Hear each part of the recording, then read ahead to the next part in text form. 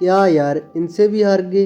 Batsman की century मरवाते मरवाते खुद की भी मरवा ली। क्या ये मैच इंडिया ने बुरा खेला या न्यूजीलैंड कुछ अनएक्सपेक्टेडली अच्छा खेल गई? क्या हम कुछ ज़्यादा ही ओवर कॉन्फिडेंट हो गए और न्यूजीलैंड ने इसका फ़ायदा उठा लिया? फिर से कई फैंस को 19 नवंबर की याद आ गई और इस बार राहुल ने कमाल कर दिया। क्या हमारे बैट्समैन की मिडिल ओवर में स्ट्राइक रोटेशन ना कर पाना और बाउंड्री स्कोर ना कर पाना, ये कमी एक बार फिर से उजागर होगी है? क्या इनएक्सपीरियंस बॉलिंग अटैक के सामने शेल में जाना एक वाइस डिसीजन था, जहाँ फिर कुछ और इंटेंट दिखाया जा सकता था? इन सभी सवालों के जवाब ढूंढेंगे इस वीडियो में। So let's dive in without wasting any time.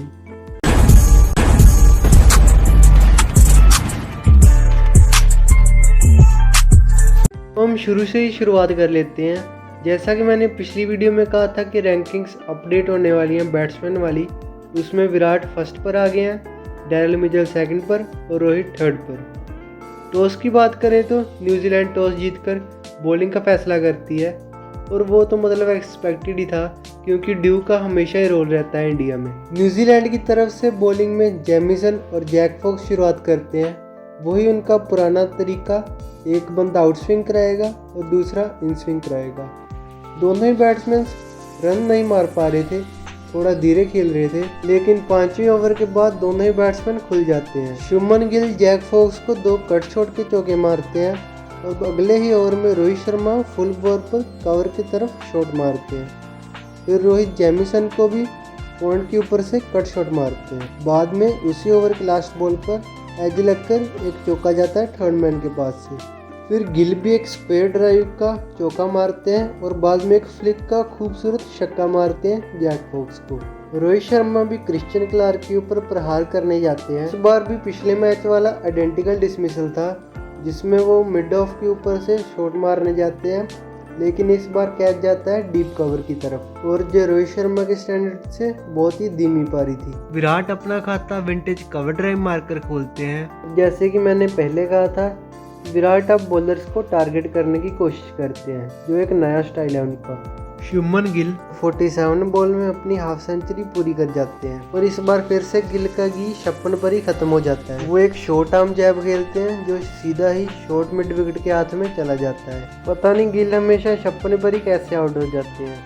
जहाँ तो गुजरात में मैच हो रहे हैं और वो मोदी जी को ट्रिब्यूट दे रहे हैं, जहाँ तो वो फिर बाबर आजम से कुछ ज़्यादा इम्प्रेस है। अलग बात है कि एक बंदा वनडे में 100 की स्ट्राइक रेट से खेलता है और दूसरा T20 में।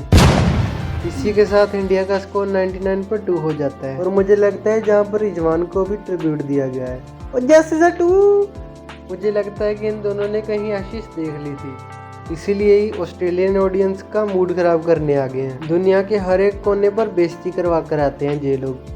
ना let's come back on the topic. Iyer भी मिड ऑफ के हाथ में एक आसान सा कैच देखकर आउट हो जाते हैं और इसका रीज़न ये था कि पिछले 5 ओवर तक कोई बाउंड्री नहीं आई थी। विराट भी 2023 वर्ल्ड कप फाइनल वाले तरीके में आउट हो जाते हैं और कुछ फैंस की अननेसेसरी एक्सपेक्टेशन भी खत्म हो जाती है। यार, बंदे ने पिछले 5 इनिंग में 50+ स्कोर मारे हैं और क्या ही चाहते हो तुम लोग। 25 ओवर के बाद इंडिया का स्कोर होता है 122 रन पर 4 विकेट। 28वें ओवर की पहली बॉल पर KL राहुल ग्लेन फिलिप्स को स्टेप डाउन कर कवर की तरफ एक चौका मारते हैं और ये 10 ओवर के बाद पहली बाउंड्री थी। तो आप सोच सकते हो कि न्यूजीलैंड ने कितना प्रेशर बनाया होगा। फिर newest CSK blood Zak Foulkes India को थोड़ी हेल्प करता है, जडेजा से एक पुल का चौका खाता है। फिर अगले ओवर में KL राहुल से एक कट का और एक बाद में फिर से पुल का चौका खाकर जडेजा माइकल ब्रेसवेल को एक रिटर्न कैच देकर आउट हो जाते हैं। फिर से एक सॉफ्ट डिसमिसल और जडेजा ने यहाँ पर एक बहुत ही बड़ी अपॉर्चुनिटी मिस कर दी है स्कोर मारने की और ये ओवर एक मेडन ओवर रहता है। 40 ओवर के बाद इंडिया का स्कोर 199 पर 5 होता है। 43rd ओवर की फर्स्ट बॉल पर राहुल माइकल ब्रेसवेल को एक रिवर्स स्वीप का चौका मारते हैं। And the interesting thing is कि अब तक इंडिया ने कोई sweep, reverse sweep, slog sweep जहां पैडल स्वीप कुछ भी नहीं ट्राई किया था इस मौके पर। नीतीश कुमार रेड्डी एक फ्लिक ऑफ द रिस्ट से बहुत ही प्यारा छक्का मारते हैं काउ कॉर्नर के ऊपर से, जो कि बहुत ज्यादा एफर्टलेस लगता है, पर वो कुछ ज्यादा खास नहीं कर पाते और एक शॉर्ट स्लोअर वन पर मिड विकेट के आस पर कैच थमाकर आउट हो जाते हैं। मोहम्मद सिराज एक स्पेशल पार्टी शॉट कराते हैं केएल राहुल की सेंचुरी पूरी करवाने के लिए। फिर केएल राहुल 49th ओवर में एक कवर के ऊपर से चौका मारते हैं और एक बाद में जेमिसन की फुल टॉस पर 8 का छक्का मारकर अपनी सेंचुरी पूरी कर लेते हैं। वो 112 रन मारते हैं 92 बॉल्स में और नॉट आउट रहते हैं। इसी के साथ इंडिया 285 का टारगेट देती है न्यूजीलैंड को। इस बार भी सिराज का सेम ही प्लान था, ओवर द विकेट से इन स्विंग कराने की कोशिश हो रही थी और हर्षित राणा भी इस बार ओवर द विकेट आए थे फर्स्ट 2 ओवर में, जो मेरे लिए थोड़ा सरप्राइजिंग था, और बाद में वो फिर से ही अराउंड द विकेट चले गए, जो कि एक अच्छा मूव था। इंडियन बॉलर्स न्यूजीलैंड बैटर को एकदम शांत रखते हैं और शुरुआती के ओवर में बस 3 ही चौके आते हैं और वो भी चौके तब आते हैं जब बैट्समैन को विड्थ मिल रही थी। हर्षित राणा पहले डेवन कॉनवे का एज लगवाते हैं और बॉल केएल राहुल के बिल्कुल सामने गिर जाती है और कैच ड्रॉप कह सकते हो आप इसको, और अगली ही बॉल एक इन स्विंग आती है और उसको बोल्ड कर देती है। Almost identical dismissal to the previous match. Power play की लास्ट बॉल पर विली यंग के बैट से एक एज का चौका आता है और न्यूजीलैंड ने कुल मिलाकर सिर्फ 4 ही बाउंड्री स्कोर की थी पावर प्ले में। इतना प्रेशर था न्यूजीलैंड पर कि हेनरी निकल्स पावर प्ले में ही स्कूप शॉट खेलने की कोशिश कर रहे थे। बॉलिंग चेंज में प्रसिद्ध कृष्णा और इंटरेस्टिंगली नीतीश कुमार रेड्डी को लेकर आए थे। मेरे ख्याल से ये एक अच्छा मूव था अगर आप रेड्डी को अच्छे से यूटिलाइज करना चाहो तो, और बाद में उसको बॉलिंग ही नहीं दी, क्या फ़ायदा हुआ इसका। उसको थोड़ा कॉन्फिडेंस तो देना चाहिए। प्रसिद्ध कृष्णा हेनरी निकल्स को आउट कर देते हैं जब वो एक शॉर्ट बॉल कराते हैं और हेनरी निकल्स उसे पुल करने की कोशिश में चौप ऑन हो जाते हैं। डैरेल मिचेल और विली यंग 2 राइटी बैट्समैन थे, तो जडेजा को अटैक में लाया गया था और वो कुछ इतना खास नहीं कर पाते। रन्स तो वो रोक लेते हैं पर विकेट लेने की एबिलिटी उनकी और भी डिमिनिश होती जा रही है। कुलदीप यादव को थोड़ा सा लेट इंट्रोड्यूस किया जाता है और इसी का फायदा उठाते हुए न्यूजीलैंड के बैटर्स उन पर टूट पड़ते हैं। न्यूजीलैंड की रन रेट कम चल रही थी, इसलिए उन्होंने मेन बॉलर को ही नहीं सेट होने दिया। Sweeps, river sweeps, lap shots सब कुछ ट्राई किया ताकि कुलदीप यादव एक टप्पा ना पकड़ पाए। डैरेल मिचेल एक बहुत ही ज़्यादा एक्सपीरियंस बैट्समैन है और आपने देखा होगा कि वर्ल्ड कप में भी वो कुलदीप यादव को पूरी तरह से टारगेट कर रहा था। मिडिल ओवर्स को विली यंग और डैरेल मिचेल पूरी तरह से डोमिनेट करते हैं।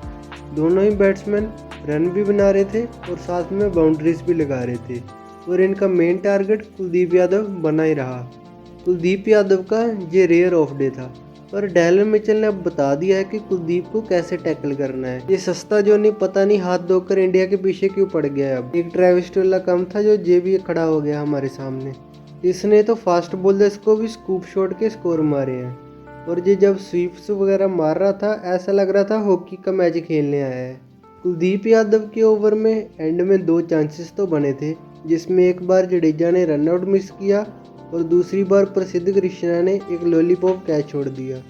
विली यंग की बात करें तो वो पहले थोड़ा धीरे खेल रहे थे, लेकिन बाद में वो भी अपने रंग रूप दिखाने लगे और उन्होंने भी 80+ का स्कोर मारा और एंड में शॉट खेलते हुए वो बॉल हवा में खड़ी कर देते हैं, जो कि शॉर्ट मिड विकेट पर नीतीश कुमार रेड्डी कैच कर लेते हैं और रही कहीं कसर एलियन ग्लेन फिलिप्स ने ख़त्म कर दी।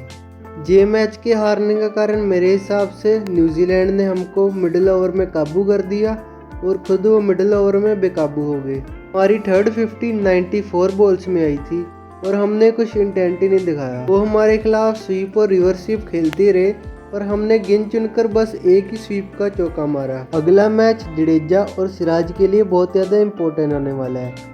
ऐसा ना हो कि ये थोड़े थोड़े सीन से बाहर होते हुए इनविजिबल ही ना हो जाए। तो ये तो था मेरा रिव्यू और एनालिसिस। आप भी अपने ओपिनियंस कमेंट सेक्शन में बता सकते हो। आपको मैच का क्या टर्निंग पॉइंट लगा ये जरूर बताना। चैनल को सब्सक्राइब कर देना, वीडियो को लाइक और शेयर भी कर देना। Till then good bye, take care and show some love.